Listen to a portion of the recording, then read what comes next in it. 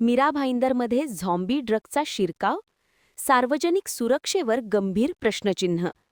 बंगळुरू, बिहार आणि चंदीगड नंतर आता मीरा भाईंदर शहरातही तथाकथित झॉम्बी ड्रग संदर्भातील धक्कादायक प्रकरणे समोर येत असल्याची माहिती मिळत आहे. या पार्श्वभूमीवर शहरातील नागरिकांमध्ये भीतीचे वातावरण निर्माण झाले असून सार्वजनिक सुरक्षेवर मोठे प्रश्नचिन्ह उपस्थित झाले आहे. झॉम्बी ड्रग म्हणून ओळखल्या जाणाऱ्या या घातक अंमली पदार्थाच्या सेवनामुळे व्यक्तीचे वर्तन पूर्णपणे अनियंत्रित होत असल्याचे सांगितले जाते.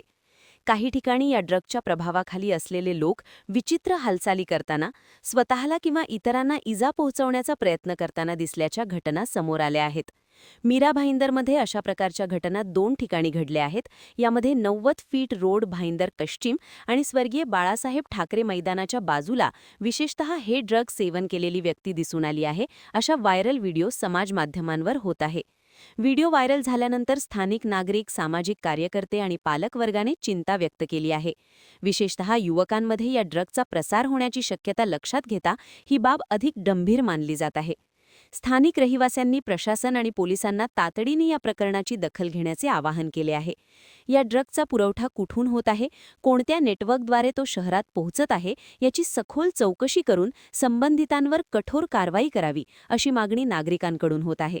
दरम्यान आरोग्य तज्ज्ञांच्या मते अशा प्रकारचे अंमली पदार्थ केवळ व्यक्तीच्या मानसिक आणि शारीरिक आरोग्यावर घातक परिणाम करत नाहीत, तर समाजात कायदा सुव्यवस्थेचा प्रश्नही निर्माण करू शकतात.